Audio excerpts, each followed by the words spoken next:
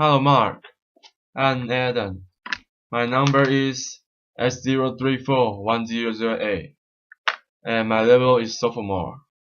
Today I will read the Sunitha Krishnan, The Fight Against Sex Slavery, for you. I'm talking to you about the world's form of human rights violation, the third largest organized crime, a 10 billion industry. I'm talking to you about modern day slavery. I'd like to tell you the story of these three children, Pranitha, Shahin, and Anjali. Pranitha's mother was a woman in prostitution, a prostitute person.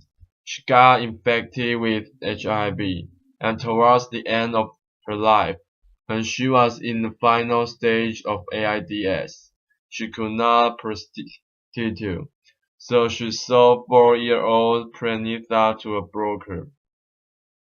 By the time we got the information, we reached there. Pranitha was already raped by 3 men. Shahin's background I don't even know. We found her in a railway track, raped by many men.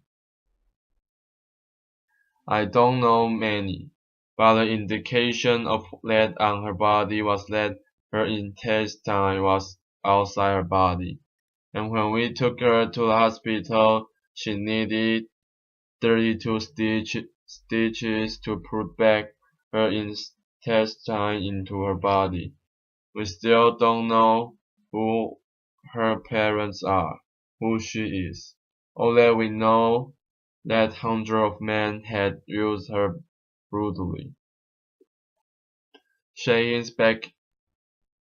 Anjali's father, a drunkard, sold his child for pornography. You are seeing here images of 3-year, 4-year-olds, and 5-year-old children who have been trafficked for commercial sexual exploitation. In this country and across the globe, hundreds and thousands of children, as young as 3, as young as 4, are sold into sexual slavery. But that's not the only purpose that human beings are sold for. They are sold in the name of adoption. They are sold in the name of organ trade. They are sold in the name of forced labor. Camel jockeying, everything. I work on the issue of commercial sexual exploitation, and I tell you stories from there. My own journey to work with these children started as a teenager. I was 15 when I was gang raped by 8 men. I don't remember the rape part of it so much as the anger part of it. Yes, there were 8 men who defined me, raped me, but they didn't go into my consciousness.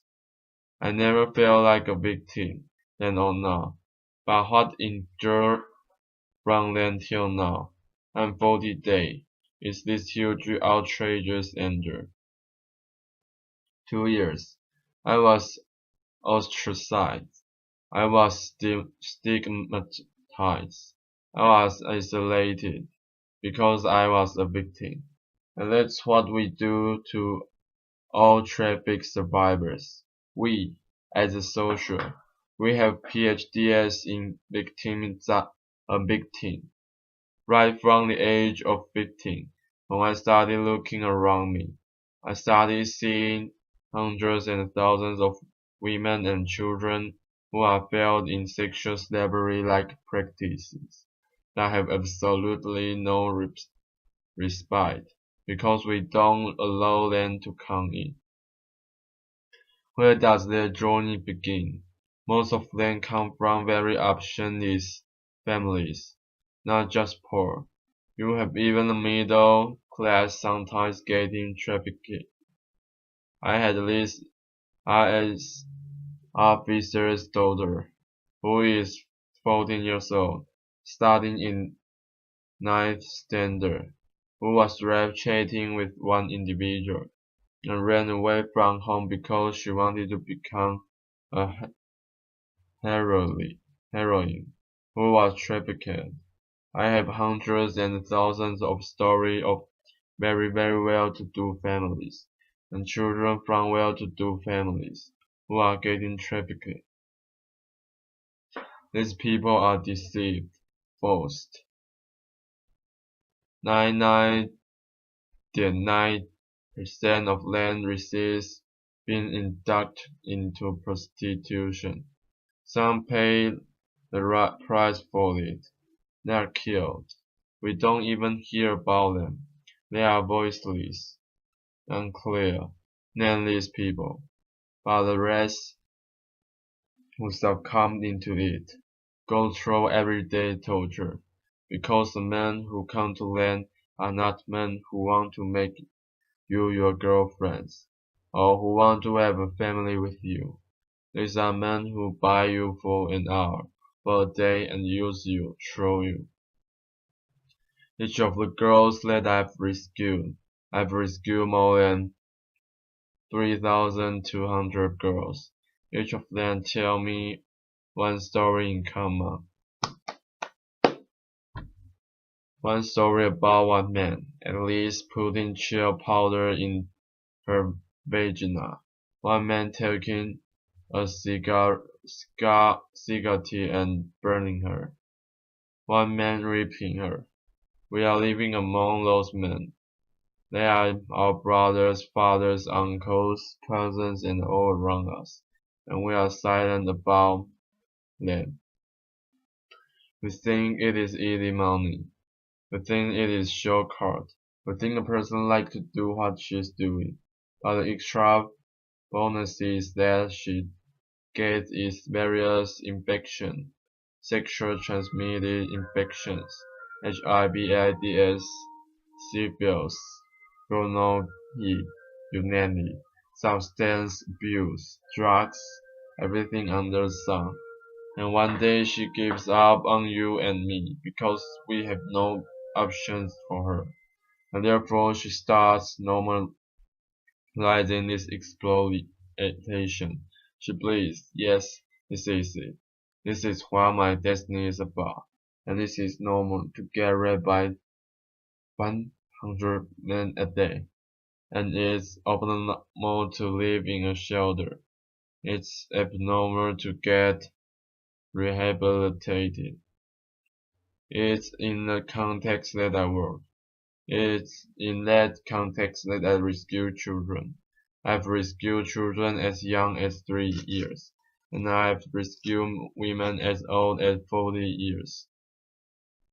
When I rescued them, one of the biggest challenges I had was, where do I begin? Because I had the loss of them who were already HIV infected. 1/3 of the people I rescue are HIV positive, and therefore my challenge was to understand how can I get out the power from this pain. And for me, that was my greatest experience. Understanding my own self, understanding my own pain, my own isolation, was my greatest picture, because what we did with these girls is to understand their potential. You see a girl here who is trained as a welder. She works for a very big company, a workshop in Hyderabad, making furniture. She earns around 12,000 rupees. She is an illiterate girl trained skilled as a welder. While welding and why not computers, we felt. One of the things that these girls had is immense amount of courage. They did not have any powders inside their body. hijabs around inside themselves. They are across the barrier of it, and therefore they could fight in a male-dominated world very easily and not feel very shy about it. We have trained girls as carpenters, as masons, as security guards, as cab drivers. Each one of them are excelling in their chosen field, gaining confidence, restoring dignity, and building hopes in their own lives. These girls are also working in a big construction companies like Renke Construction as masons, full-time masons. What has been my challenge? My challenge has not been the traffickers who beat me up. I've been beaten up more than 14 times in my life. I can hear from my right ear. I've lost a step of mine who was murdered while on rescue. My biggest challenge is society. It's you and me. My biggest challenge is your blacks to accept these victims as our own. A very supportive friend of mine, a well-wisher of mine, used to give me every month 2,000 rupees for vegetables. When her mother fell sick, she said, Sunitha, you have not so much of context. Can you get somebody in my house to work so that she can look after my mother? And there is a long pause. And then she says, not one of our girls. It's very fashionable to talk about human trafficking. In this fantastic AC hall, it's very nice for discussion, discourse, making films and everything. But it's not nice to bring them to our homes. It's not nice to give them employment in our factories, our companies. It's not nice for our children to study with their children. There it ends. It's my biggest challenge. If I am here today, I am here not only as Sunitha Krishnan, I am here as a voice of the victims and survivors of human trafficking. They need your compassion. They need your empathy. They need much more than anything else, your acceptance. Many times when I talk to people, I keep telling them one thing. Don't tell me 100 ways how you cannot respond to this problem. Can you apply your minds for that one way that you can respond to a problem?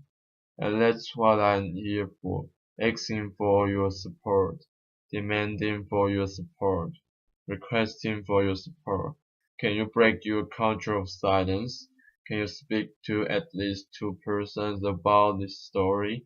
Tell them the story. Convince them to tell the story to another two persons. I'm not asking you all to become Mahatma Gandhis or Martin Luther Kings or Medha Patkars or something like that. I'm asking you, in your limited world, can you open your minds? Can you open your heart? Can you just encompass these people too? Because they are also a part of us. They are also part of this world. I'm asking you for these children, whose face you see, they are not no more. They died of AIDS that year. I'm asking you to help them, accept as human beings, not as philanthropy, not as charity, but as human beings who deserve all our support. I'm asking you this because no child, no human being, deserves what these children have gone through. Thank you. 9 My number is S0341008. And my level is sophomore. Thank you for your listening and see you next time.